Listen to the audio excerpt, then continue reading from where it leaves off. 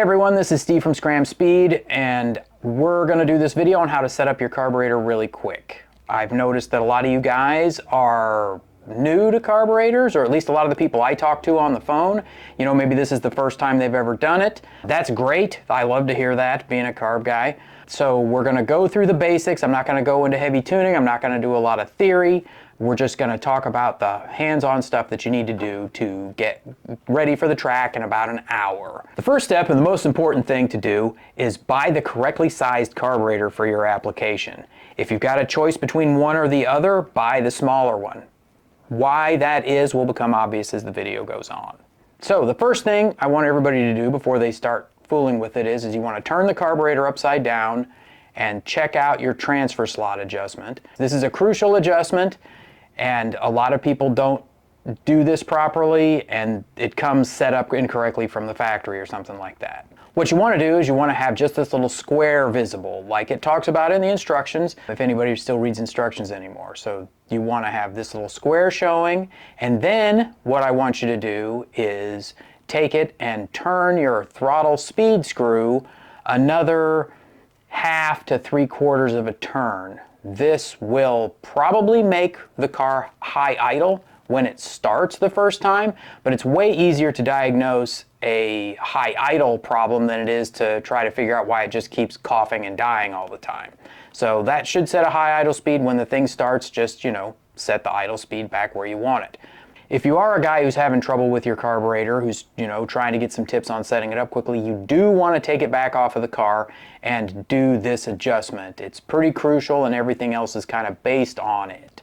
The second thing is, if you have a carburetor with a choke on it, you want to disable the choke for the purposes of this. I mean, I'm assuming nobody's tuning their car in the Arctic. We do not need to combat that extra fuel enrichment when we're just trying to get things going. So on a mechanical choke, you can just pin it open basically, and then on a electric choke, you loosen these 3 screws. There's 1 on the bottom and 2 on the top, and then you rotate the choke housing, the plastic choke housing, clockwise until the choke blade is perfectly vertical. Those 2 things aside, then we can actually get started on it. It's a good idea, if there are vacuum ports on your carburetor, to keep them plugged for the duration of this testing. Obviously, you don't want to remove the hose to your brake booster and then forget to plug it back in before you go driving, but it eliminates the possibility of a vacuum leak somewhere else causing us problems while we're trying to do this right now. So put the vacuum caps on. If you start having problems after you start reattaching vacuum hardware, then there's a good chance you've got a leak, like a bad diaphragm in your brake booster or something along those lines. Okay, I'm not going to delve too deeply into the way carburetors work. I'm not going to have carburetor diagrams. However, there are 3 principal modes of throttle operation, and it is important that you know what they are, and it is important that you know what parts of the carburetor affect those 3 throttle operations. So basically you've got, predictably you've got idle, and then you've got transition, which is when you first get on it, and then you've got power, which is when you're cruising down the road or when you're getting after it at the drag strip or what have you.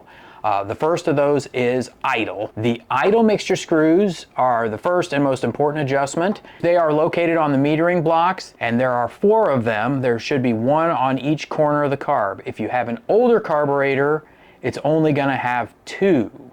The adjustment for these is, and they will come set up all over the place from the factory, the adjustment from these is you turn the screw all the way in gently, and then you turn it out 3/4 of 1 turn, which is a 1/2 a turn, and then again 1/2 of that.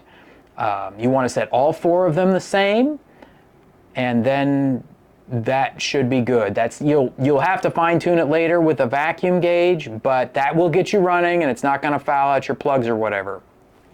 This is where a lot of people get into trouble. This is the only adjustment for idle fuel mixture. You can change the jets until you get gasoline poisoning.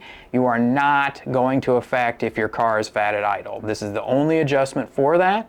So this is one that we need to do properly. The rule of thumb, historically speaking, and you may have had someone else tell you this, is 1.5 turns out, right? And that is based on old school carbs that only have 2 corner idle on them. So a lot of people do that with all 4, and that gives you twice as much fuel as you need.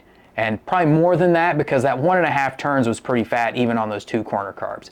If you have a carburetor that only has adjustment screws for idle mixture on the primaries, so that is 2 of them instead of 4, then you're going to want to turn them about a turn out. But everybody else, 3/4 of a turn. That will take care of getting it reasonably close. The second circuit to do is your transition circuit. And the transition circuit, this is where everybody gets into trouble. You ever hear anybody having a complaint about my carb stumbles, it bogs, you know, when I first get on it, it stumbles, it bogs, whatever. It's like that is your transition enrichment isn't set up properly. It's important to know how this works for purposes of trying to tune it. Basically, you've got your carburetor and you're sitting there idling. Then you open the throttle. Well, the size of the opening in your carburetor where your engine is getting air changes dramatically when that happens. And the way a carburetor works is the signal from the engine, the amount of air the engine is pulling through it, pulls fuel from the boosters. You suddenly open that throttle plate and the signal from the engine to that booster just disappears and it quits pulling fuel. So the way the transition circuit works is this. It squirts fuel and that sort of band-aids that hole where there is no signal to the booster. So it has to be pretty close to right or else it's very noticeable. The quick adjustment for this when you're having a problem with it is to change the squirter, which is at the top of the carburetor, on the primary one size and see if it gets better or worse. To know if you've got it right, it's important to have the car in gear and moving. You can have it set up to where you're winging it and the car's sitting there in neutral and then have a problem once you actually get on the road. If you're having a problem when you're just winging it in neutral, then you've got a problem and you need to address it. If anyone's looking for the quickie solution that applies to most people, what I always like to start with on a regular street strip kind of build is a 31 squirter in the primary and a pink pump cam either on setting number 1 or setting number 2.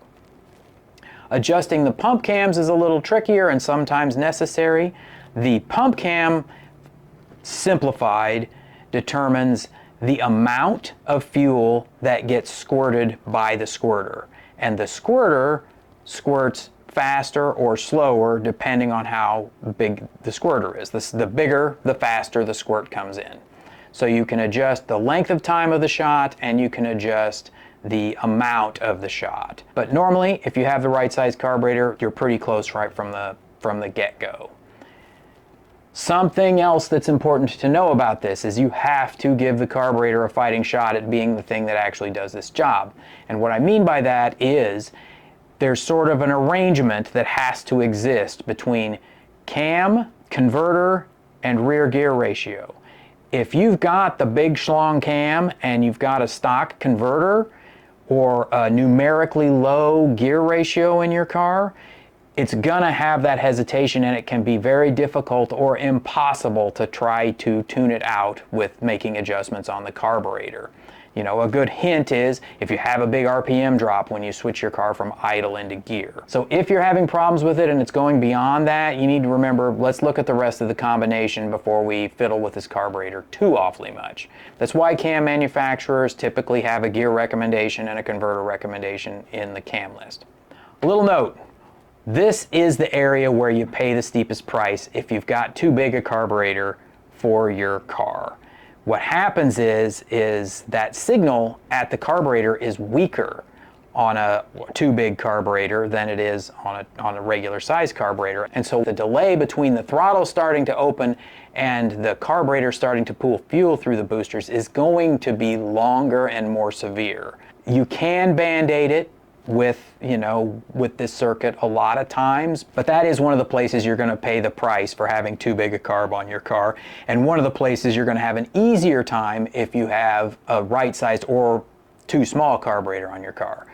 People think that when you have too big a carburetor, it overfuels, and that's not the case. The truth is the opposite, is you end up having to use a bigger jet size to get the carburetor to pull enough fuel through it when you've got too big a carburetor on it. That said, the next part of it is power, and this is where you're actually finally going to use the jets. The jets aren't used for anything else. This circuit is governed by the power valve and the jets. Usually, in a Holley carburetor that's a performance carburetor, you've got a power valve in the front, and then the secondary will have a plug.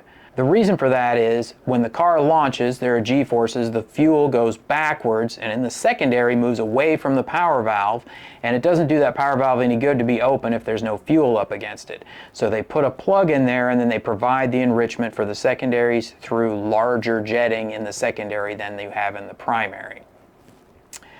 So you've got your power valve as part of what governs that circuit, and then the jetting is what governs that circuit. If you've got anywhere near the right size carburetor in your car, the jetting is probably good enough to get you going, you know, and the power valve is something that, you know, the cheat way to set it up is to get a vacuum gauge and then look at your intake vacuum at idle, divide that number by 2, and then round down and get the power valve there. Is that the right way for all the nerds to set it up when they're really geeking out on it? No, but it gets 90% of everybody right where they need to be. Typically speaking, if you've got a street strip build, you've got a 6.5 power valve in the carb already, and that is probably going to be what you're looking at. Most of those street strip cams on a healthy engine will make about, you know, 12, 13 inches of vacuum. So maybe that's something you don't have to fool with. In any case, you should be able to get to the track with the jets that are on it.